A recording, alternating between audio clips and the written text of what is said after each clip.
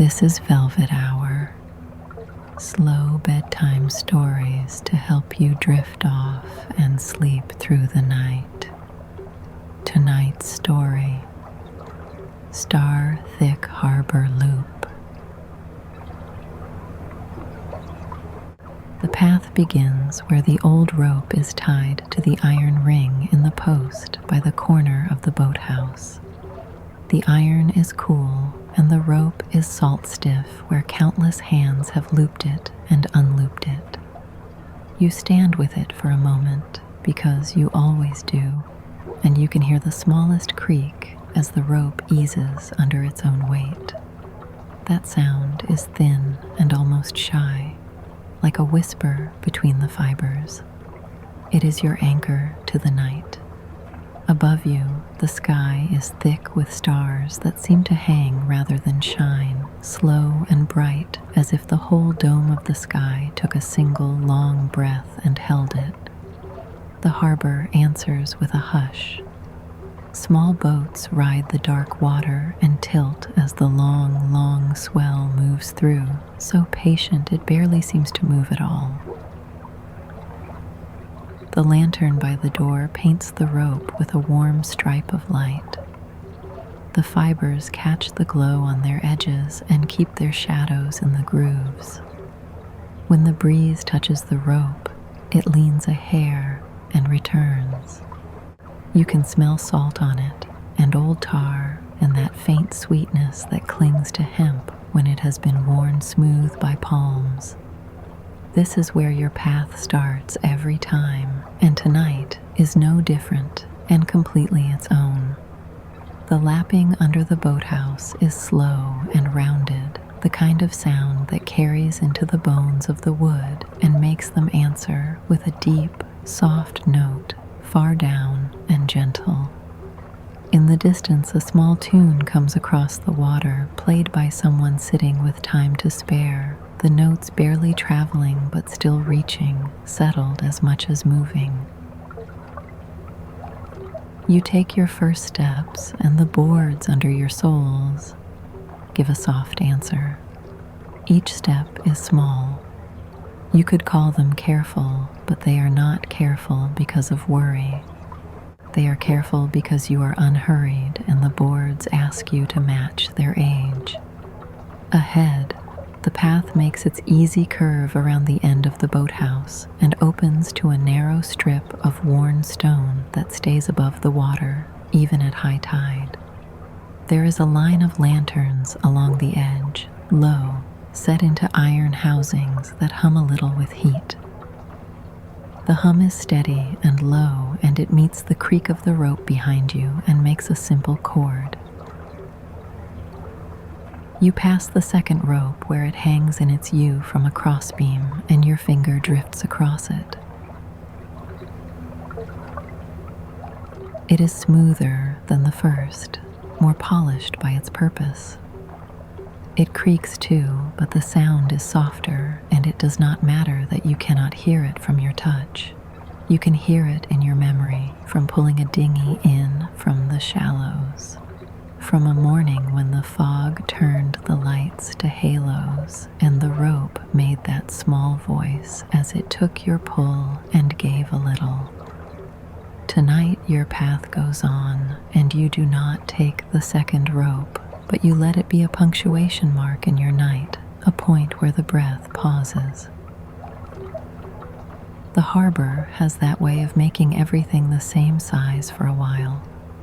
The lanterns do not shout. The boats do not strain. The water does not hurry to be anywhere. Even the stars above seem to be content with the time it takes to cross the sky. You walk, and the boards and stone answer steadily, and the slow tune from across the water turns and comes back on itself and finds its place. The rope near your hand gives one more creak as the breeze shifts and then settles into the quiet again. You continue along the stone, following the gentle bend that you know by heart. On your left, the low wall shows you its smooth top shaped by countless hands sliding along it as they drifted by. Your hand joins them, fingertips resting, keeping company with a polished curve that holds a little warmth from earlier in the evening. It is like holding a remembered hand.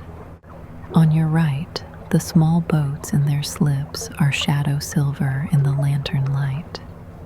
Their masts make thin lines against the star-thick sky. Some of them have their own lanterns hung low, with glass sides clouded by salt. These lanterns do not shout either. They breathe light. You pause at the first cleat on the low wall. The rope tied to it is not your rope, but it looks like yours, and it makes the same small creak when the boat it holds leans and rests. That creak is a language older than your steps, and you know how to listen to it. It says the boat is home. It says the knot is good. It says the water is not asking for much tonight. You look at the way the rope lays across itself, the simple figure 8 that someone tied without thinking about it, the kind that remembers itself as it is made. Farther along, a small ladder disappears into the dark water. The rungs are half in the night and half in the lantern glow. A bubble rises from below and breaks with no sound you can notice at first. Only the circle it makes shows you the place. That circle widens and smooths and then is gone. And yet for a breath, you can imagine you heard something, the faintest dimpling of liquid finding air. The boats sway in their slips, not in time, but in accord. Each one answers the water in its own way, and yet they all answer within the same long sentence. You pass under the arm of a crane that lifts nets in the day. It has been painted more times than you can count, and the paint has its own small topography. The metal warms and cools with the day and the night, and it does it without hurry, so that now, in the small hours, it gives back the heat in a long, slow exhale. A rope dangles from the end of the arm, knotted at the bottom for a handhold. The breeze sets it moving, barely. It swings a finger's width forward, a finger's width back. There is that same little creak in the knot, thread on thread, a familiar voice among familiar voices. You do not take hold of this rope either. You let it pass within a breath of your shoulder and go on. The music from across the water gives a turn, a phrase you think you know, and then it melts into another, and then it rests on a single note that seems to weigh nothing. It does not ask you to remember it. It comes and goes like the faint scent of pitch that lives in the seams of the boats, or like the breath of warm light from the lanterns that lick the water with gold and then let the gold drift away. You turn the bend where the stone meets the packed earth, and the path widens a little. There is a low bench made from a door that used to have hinges on it. You can see the ghosts of the hinges in the wood. Someone has sanded it and rubbed oil into it, and its surface has a slow glow of its own. The bench does not call you tonight, though it is patient if you change your mind. You go on to the place where the water slips through a narrow throat between two pilings and makes a quiet, steady sound, a murmur that is the same every night and never the same twice. The rope tied there is old, and its creak is lower. It is a sound with more afternoon in it, like a chair that has seen many evenings. The sky is so full of stars you could almost think the air is thick with seeds. They do not shiver.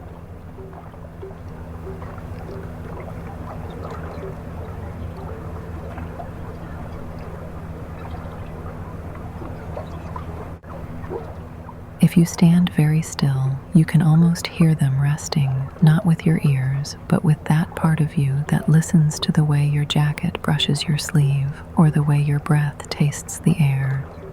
A boat shifts, and the rope it is tied with gives just one gentle, speechless syllable, and you look at it again because that sound has become the center of your night. You keep finding your way back to it.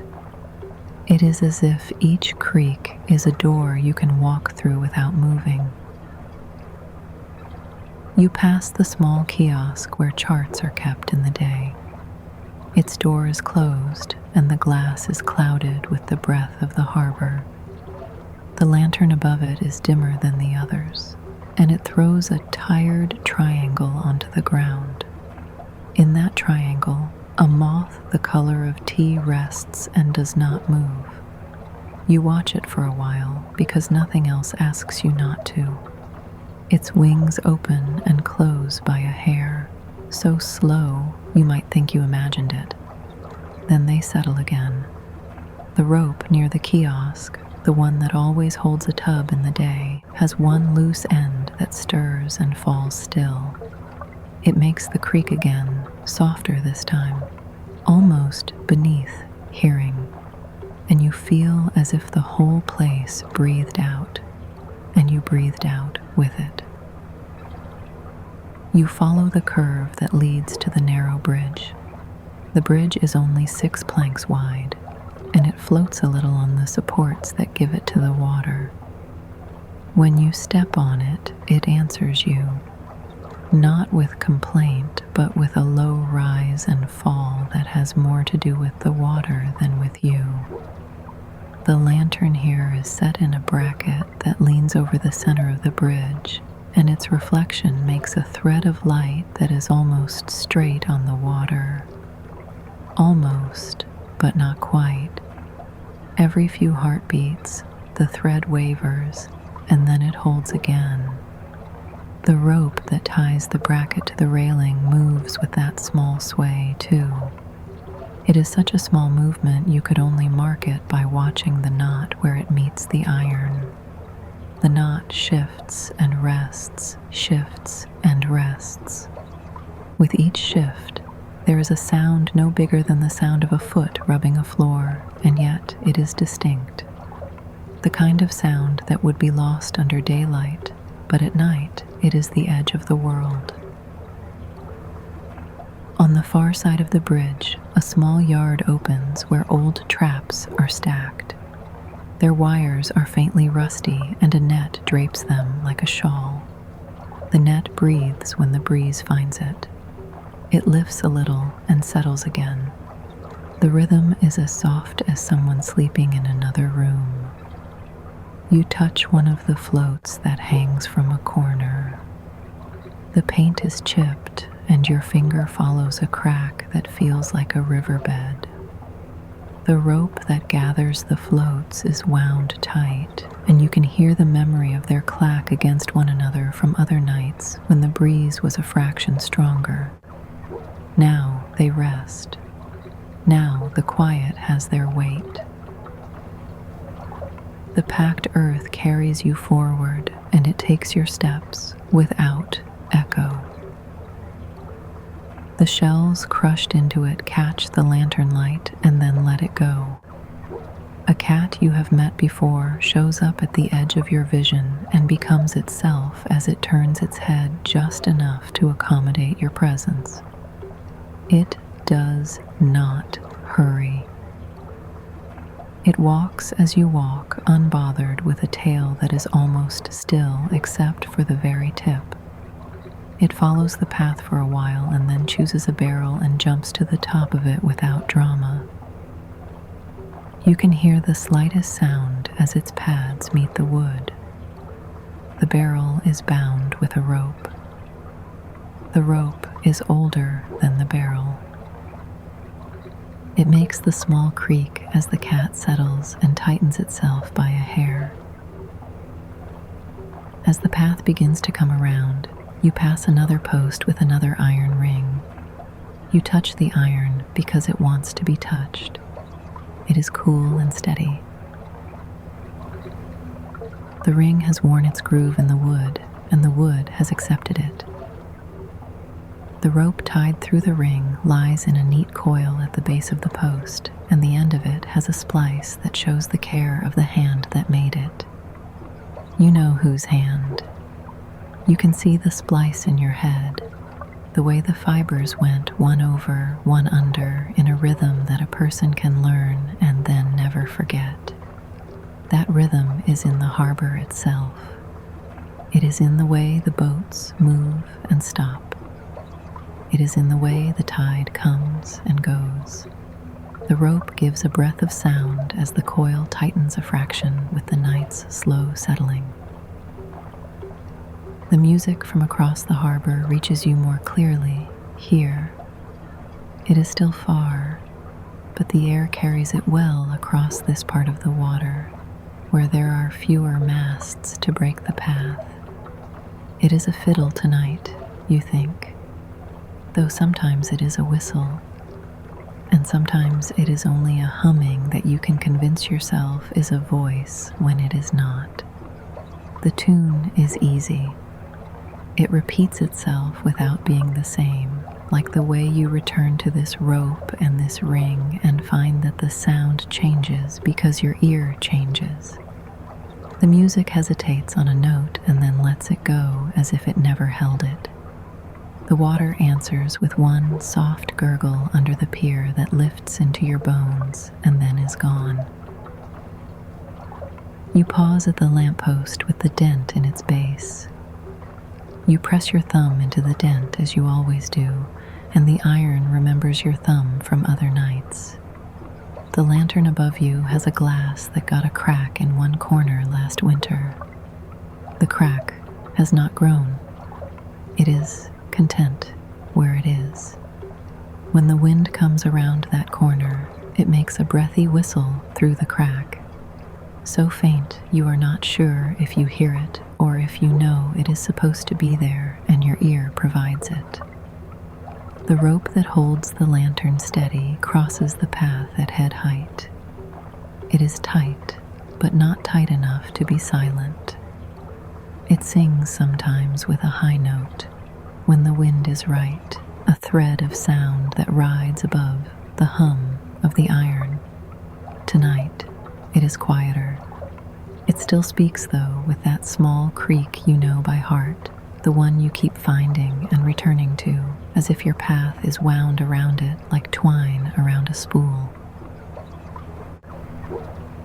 A gull, somewhere down the shore, shifts on a piling and mutters in its sleep, if gulls can be said to sleep. The sound is not sharp. It is part of the blanket. The sky above is brighter now, if not in light, than in attention. Your eyes have opened to what is there. There are bright, slow stars sitting in the black, as if they were placed by someone who had time to decide on where each would be happiest. A faint thread of cloud moves not across them, but among them, so slow you could count 100 breaths between its first place and its next. The rope on the post next to you takes a little of the damp from that cloud and swells a hair, and the fibers settle against each other and say that small, necessary thing again. Near the end of this side of the harbor, a little snack stall is closed. Its sign is a hand-painted board that can be flipped from open to closed, and it is on its closed face now. The board hangs from 2 hooks, and it moves a little in the air. The movement is small, but it is enough to let the rope handles say their quiet piece. The hooks answer with a whisper on the wood, and it sounds like someone turning a page very gently. The jars inside hold the shadows of what they held, and one smells faintly of cinnamon when you pass. Not enough to be named, only enough to be familiar if you have known it before. The bench in front of the stall has a cushion that someone left under the awning, and a corner of it has slid over the edge by a finger breadth. You reach and nudge it back because it wants to be straight, and the fabric answers your hand with a soft sound like a sigh. You are almost at the point where the path completes its loop. You can see the first lantern near the boathouse as a warm point. Between you and it, the water is already resting into a deeper hush. The tide is in that place where it is neither coming nor going so much as deciding, and that makes the boat sway even slower.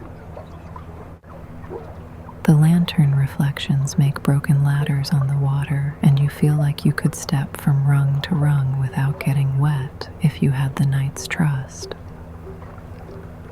The rope at the last post, the one closest to the boathouse, is the same rope that began your walk. You can tell by the way it creaks when the breeze draws along it. It is not the same because of its look alone. It is the same because of its voice. You do not take the turn back just yet. Instead, you keep going all the way until the path leads you back to that iron ring and that rope and that stripe of light. You take a step into that spot where you stood before. You hold the rope again with 2 fingers, soft, and you feel the barely there give as the fibers answer you. You loosen and tighten by a hair, only enough to feel the creak and let it prove where you are. You do not have to pull to hear it. The rope speaks because the night asks it to speak and because you are listening for it. You stand a breath longer and the breeze gives you one more small motion and the rope says that word and you answer by letting it go and stepping forward again. The second lap begins like a story already told once, and that adds a looseness to your steps. You know where the cleat waits and where the ladder slides into the water and where the moth rests, even if tonight it might have found another quiet blade to hold. You pass the cleat. You hear the boat answer. You look at the figure 8 and see the hands that tied it in your mind, and you are grateful for simple knots. The ladder is as it was. Another bubble rises, or perhaps the same one, delayed. The circle opens and is gone, and its memory is a hollow shape in your ear. Under the crane, the rope's knotted end makes its small swing, as before. But it seems to choose a slightly different arc each time, favoring the way the quiet air leans in this hour. You notice you have learned to match your own breath to the pace of these small pendulums, so that their movements become the measure of your steps. The music across the water has changed tunes now, or perhaps it has traced a long line through itself and returned to a beginning you did not hear. It is as steady and as careless as an old friend, humming without knowing you are listening.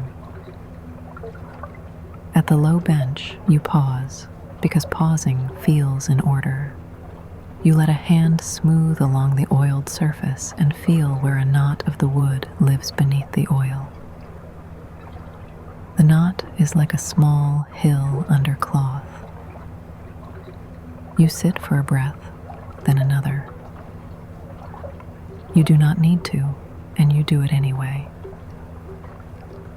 The water in the throat between the pilings keeps its murmur, and the old rope there answers, the note deeper than the others, a patience note. A lantern wick shifts its shape as the oil finds it, and the light breathes. You stand and go on with an ease that is almost like staying. On the narrow bridge, the bracket's reflection is still a thread of light that moves when the water says so. You stop in the middle and put your hand on the rail. It is smooth where 1,000 hands have made it smooth. The rope to the bracket makes its minute adjustments. The small creak meets the soft lap of water against the supports, and they match each other without planning. The bridge floats a hair more under your weight, and then less when you move, and it keeps what you have given it with no complaint or need. In the trapyard, the net rises and falls, and you notice a small shell caught in one of its knots. The shell does not blink or shine, it just exists, wanting nothing. You think about the countless times this net has carried weight and then waited, and how the rope that gathers the floats holds it in a curve that suits rest. You touch the paint on a float again, and your finger meets a different crack, and now you have two in your mind to match, and they are alike as cousins, not twins. The rope's aged voice speaks to you again, not to ask you for anything, not to tell you anything, but because saying a small, quiet thing is what rope does in a harbor at night. The cat has gone its own way now, but you imagine a second or a third watching from the shadow of a sloop. You do not need to see them. The barrel shows where fur glided and left no mark. The ring on the post you touch again because your hand wants to do it in case it missed something the first time. The dented lamp post accepts your thumb, and the crack in the glass barely whistles, almost like a secret passed from iron to oil to air. The rope above still waits for the exact wind that would make it sing, but it does give you the small creak, and you take it, and you tuck it away with the first and the second and all the other little sounds that have made your night. You pass the closed stall again. The sign has not shifted. The cushion corner remains where you placed it. The jar of cinnamon does not release more than that faint suggestion of itself, and that is enough. You are almost at your beginning again, and you realize that the harbor has taught you its grammar. The way the lanterns breathe, the way the boats keep their own counsel and then give it away in a sway, the way the rope keeps speaking and how its voice changes with place and age and purpose, and how it always speaks the same word with different expressions. You come to the iron ring and the rope at the boathouse, and you stand once more and lay 2 fingers on the fibers. The creek is there to greet you, and to say goodnight without naming the night at all. You start another lap, because this loop is not measured by numbers. Each time around, you notice something that has been there every time and yet is new for being seen. Between the second and third lanterns, a tiny bat makes a slow line across the water. It does not flit, it drifts, its rules belonging to itself. You hear none of the sound it might make. You watch it cross and become part of the dark again. The rope at the cleat says its word as the boat leans and returns, and the bat's path and the rope's creak become a pair in your mind, an echo that folds into this place where movement is almost nothing and stillness is almost everything. The ladder's rungs invite the water to kiss them in a way that is both identical and different each time. You pass the crane and consider the shape of its shadow on the planks. It reaches and then draws back, as if the lantern light were a tide flowing against iron. Under the bench, a small curl of dried seaweed lies where someone brushed it aside. It is the color of old rope that has been in the sun. It rolls a fraction when the night breathes. The throat between the pilings murmurs and sends a slow vibration up through your soles. You know without measuring the timing of the murmur now. You could walk it with your eyes closed, pitch and pause. You do not. You keep your eyes on the water and the lanterns and the sky thick with slow stars. Crossing the bridge again, you rest your forearms on the rail and let your weight be something the bridge can carry without notice. At your left, a float bumps a piling once. The sound is tender. The rope that gathers the floats keeps the bump from being a knock. It is as if the rope were a hand saying, "Shh," and the float listens and rests. The bracket creaks again in that thread-like way you have come to follow, and the water takes the reflected light and wanders with it for the length of a breath. You pass the trap yard, and a ribbon of cloth caught on a nail swings a little. The cloth is blue, more from memory than from the light that tells you color.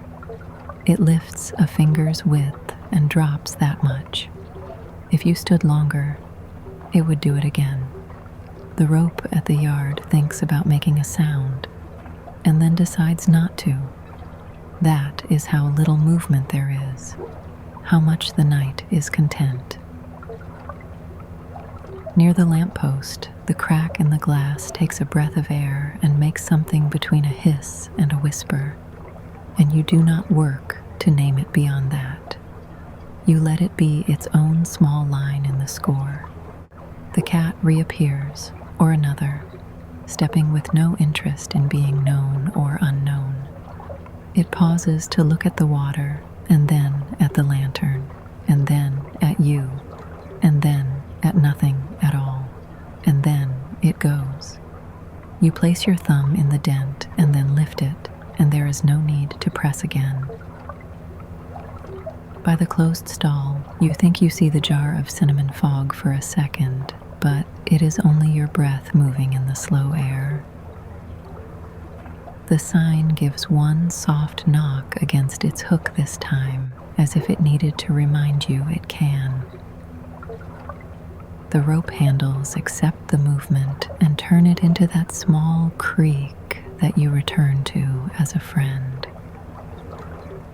You are almost back to the beginning, and you think of the rope at the boathouse, how it waits without waiting, how it makes its sound when it has a reason and when it has no reason at all that you can name, and how you can always find it by listening. When you arrive at the rope again, you bring your breath to match what the rope is doing. It is an easy thing to do because both of you are in no hurry. You touch it, and it says the word again, and in that single small word is all the time you need tonight. You stand with it as a companion stands without needing to talk. You consider how many nights you have stood here, and the number does not matter. What matters is that this rope holds the boat, and the boat yields to the harbor, and the harbor yields to the sky, and the sky watches without judgment. The rope creaks one more time, and you hear not only the sound itself, but also the ribbon of quiet on either side of it, the quiet that makes the sound possible. You take another turn along the loop because it is right to keep moving in a place that moves so little. The path is always the same and always a little new. Each small shift changes the pattern of lantern and water and wood and rope. You pass the cleat and feel the memory of lowering a bag to the deck of a skiff, how the rope took the weight. You think of hands that tied knots without looking, walking and tying because both can be done at once. The lapping through the throat between the pilings is lower now because the tide has chosen its direction and is thinking about it between thoughts. The crane's rope moves as much as a hair. It is enough. You let your palm slide along the low wall again. The smoothness is a measure of time. It It has seen seasons roll through, stars set and rise in their slow, bright way. A lantern lens is a little fogged where sea air has laid a film on it. The light is softer for that. It comes to the water like a blessing without words. The rope that hangs near it has a spot where someone once wrapped a bit of cloth to stop a fray. The cloth is there still, and it holds, and when the rope speaks to you in its soft way, you can hear a slight difference at that wrapped place, like the way your voice changes when you speak behind your hand. The music across the water rests, and, for a while, there is nothing but the harbor's own notes. Oars clack in a lock and then stop. A seed pod clicks on a board as it rolls to a lower place and then stops. The pause in the music feels like an intake of breath, like a space made for the next thing to arrive when it is ready. Then the tune starts again, not where it left off, but where it needs to be now. It is as if the musician knows the harbor's patience and follows it, letting the notes find their own length. You watch a little ripple come from under the bridge and walk across the surface and melt into the dark without ever being anything more than a suggestion. You stop once more at the bench made from a door. Tonight you sit. You sit because the path is not a line to be traveled and finished, but a circle that holds you. The bench receives you and gives back a small sound as you settle, a sound with weight in it, a sound that says, wood meeting wood, in the old tongue. You stay until you feel the need to move is as soft as the need to sit. The rope at the throat speaks again. The lantern breathes. The boats rock in that minimal way that is nearly not rocking. You stand and the bench is as it was, keeping the shape of your time by not keeping any shape at all. Crossing back over the bridge, you pause in the middle. You look down into the black that is never truly black because things always give back a little of what they were given. Your face is less a face than an oval with a hint of light where light wants to be, and that is fine. The rope above you murmurs its one sharp thread of sound and then rests. For a moment, the reflection of the lantern becomes a longer line, and you watch it take its time to return to itself. You rest your hand on the rail again, and you feel the night's coolness leave the iron and find your skin and be satisfied. There is a place along this part of the path where the wind always seems to come through in a different way than anywhere else. It turns a corner you cannot see. It knows a path above that you cannot walk. When it passes the lamppost with the crack, it has exactly the breath to make that near whistle you can almost hear open, and it does, and for one long second the sound is there and true and unafraid of being named. The rope answers with its creak, a counterpoint. The harbor listens and agrees. Then the note is gone, and the night goes back to being all patience and smallness and repetition that is not repetitive. You walk past the stall and see your own breath move the sign a negligible amount. The rope gives back what you gave it in a soft groan of fiber that is not complaint but cooperation. A wave takes the weight off the boat tied behind the stall's wall, just enough to change the lay of its rope, and it too speaks in that language, softer than most people can hear, but bright as a thought that is not words. You think again of how your whole night could be described by this single thing that you keep touching and hearing, this rope that is both idea and object, both old and new. It ties you to this place as surely as it ties the boats to the docks. At the boathouse once more, the rope at the ring has a different tension for a moment. The boat it holds has eased a fraction, and the rope has responded as ropes do. You touch it lightly to acknowledge the change. The creak is the same word as always, but spoken with a different shape. You like that. You like that things can be the same and not the same, like this path, like these lanterns, like the stars above. You are ready to let the loop carry you again, or you are ready to let it fade. Both are fine. The night holds both at once. You choose one more time around, not because more will be better, but because one more gives you another chance to notice the almost nothing that is everything here. You move with less thought now. The rope at the cleat, the ladder, the crane, the bench, the throat between pilings, the bridge, the net, the lamppost, the stall, the ring. Each marker is a quiet bell, and you move from bell to bell, and nowhere is the ringing loud. The water keeps its language of lap and hush. The sky holds its slow, bright scatter. You walk in your shoes that have known this ground, and their soles run their own rope on the path, thread on thread, sound on sound.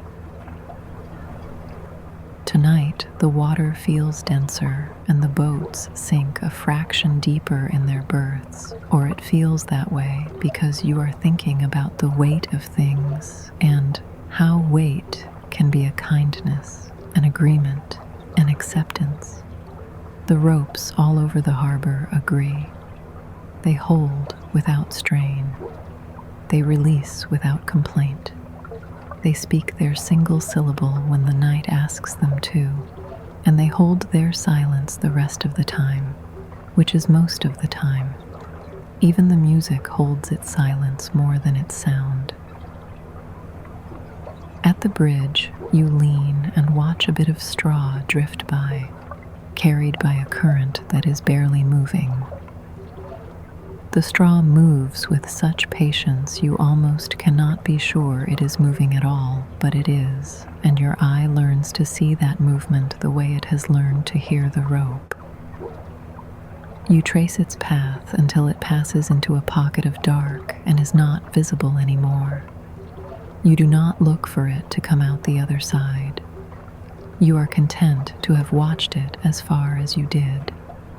The rope's small sound comes again as if to mark the moment. You think of marking as a thing that can be soft, without lines, only with notice. Back at the lamppost, you find the place where the paint is new.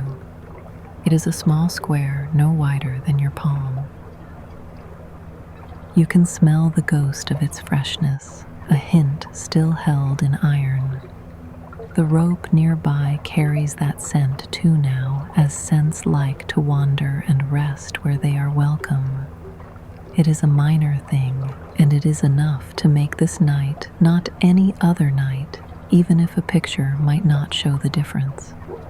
The rope speaks, and the sound seems a fraction drier here, as if the paint stole a little of the damp, and the rope did not mind. You pause again at the stall and shift the cushion a hair the other way, not because it needs it, but because the act itself is gentle. The jar behind the glass holds its cinnamon dream. The sign swings and rests. The rope's quiet utterance is there, and you let it be the last of the rope sounds you count this time around, even though you know there will be others, uncounted. You walk a few steps more, and the boathouse and its rope are under your hand again. You give it hello and goodbye with the same 2 fingers, and the rope answers as it always has. The word is the harbor's whole promise held in a sound. You have walked the loop enough that your body knows the turns and the steps. and where each breath belongs. If you choose to keep walking, it will happen without effort. If you choose to stop, the night will keep moving for you. You let your steps slow. You let them find a place to end that is as natural as a note finding the end of its echo. The rope in your hand softens its sound and is quiet. The lantern's light does not change so much as it continues to be. The music across the water lingers on a warm, easy chord and considers whether to go on and decides not to decide yet. You turn toward a planked platform just beyond the boathouse.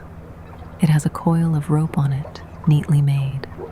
Not your rope at the ring, but a different rope, a coil like a sleeping spiral cut from dusk. You do not touch this rope. You sit near it, and your eyes take in the pattern without needing to own it.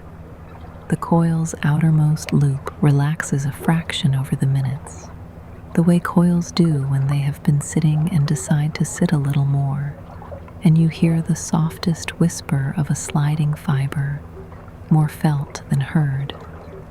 The water below gives a comfortable sound and then saves that energy. Above you, the stars do not remind you of anything else. They are themselves. The bench takes you as you are and supports you with the kind of grace that goes unnoticed because it is complete. You feel the air move not as a wind, but as a suggestion of movement, like the thought of wind. The ropes nearby, yours at the ring and the coil and the lines on the next slip, all hold and all are content. Each has its own voice, and their quiet choir fills the space between their words. The lanterns continue to braid their light with the water. The music across the harbor thins and then returns in a narrow ribbon of notes that calls nothing to attention and asks nothing in return. You watch the path you have walked as if it were something moving away on a slow river. It is still there, but it is also a thing you can sit and look at. You think of the way your hand felt on the iron ring, and of the way the rope spoke to you, and of how that one tiny sound held the harbor together in your ear. You think of how that sound is always here, whether you hear it or not, and how the harbor's night would be complete either way. Your breath finds a pace that suits sitting. The boats make their small adjustments. You feel the place where the edge of your sleeve meets the back of your hand and think of the way rope fibers feel 2 fingers in, and it makes sense that one should remember the other. You let your eyes half close, not to shut anything out, but to soften the shape of things so that you can see the moving of them more than the edges. The slow sway of a mast is now a suggestion against the stars.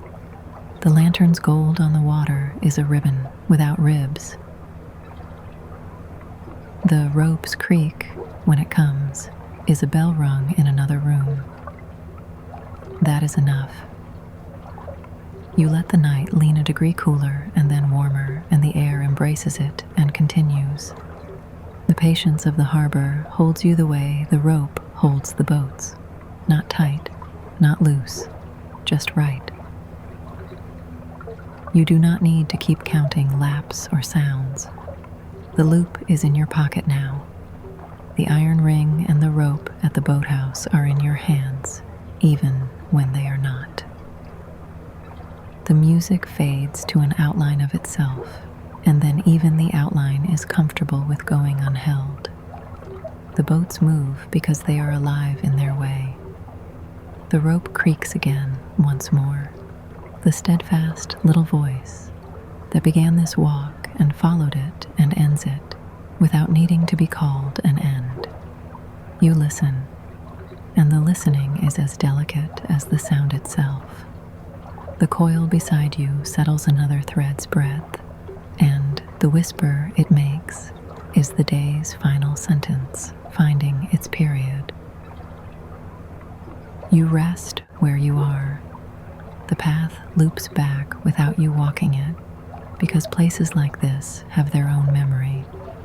If you were to stand and take another step, it would be the right step. If you were to stay and not move for a while, it would be the right stillness.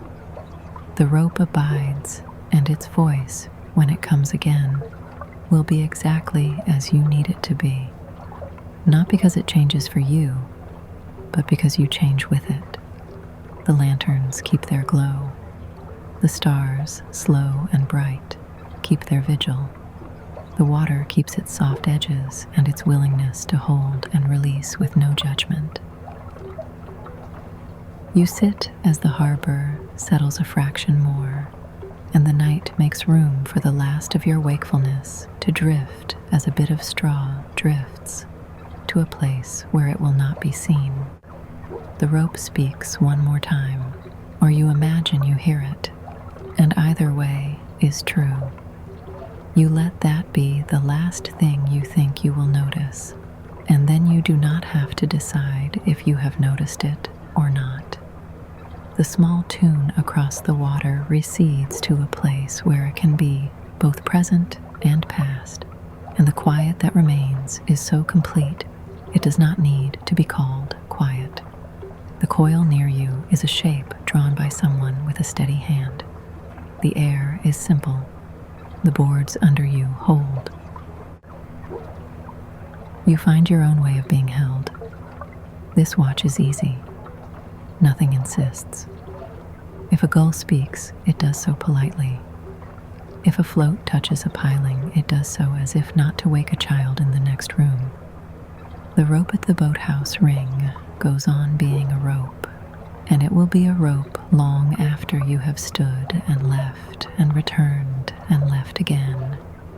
Its creak is the harbor's word for home, said in a voice that even the wind takes care not to interrupt. You let that word echo inside, nothing at all, not your bones, not your mind, just the space that exists when you let it. The night continues without your help. It does not need to be guided or kept. The stars make their slow trail, and the horizon never actually changes. It only agrees to the idea of change. The lanterns will need wicks in the morning. The boats will ask for their ropes to be checked, and the ropes will answer by being what they are. For now, the loops hold. Your path is both walked and not walked. Your bench is both seat and place and simple wood. You do not need to decide which.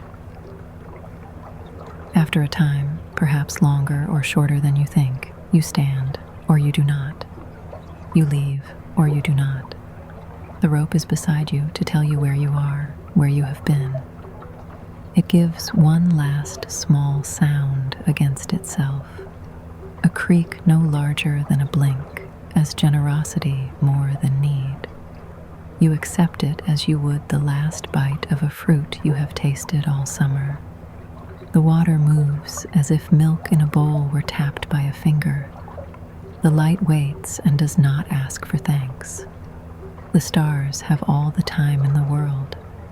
The harbor has all the time the stars have given it. You return to the iron ring at the corner of the boathouse. You look at it, and you see nothing that is new and everything that is new. You set 2 fingers to the rope and wait. The sound comes to you like a message from a neighbor left on your doorstep in the night, simple and small and enough. You breathe with it despite yourself because you are made that way. You do not call this anything. You do not say what it does.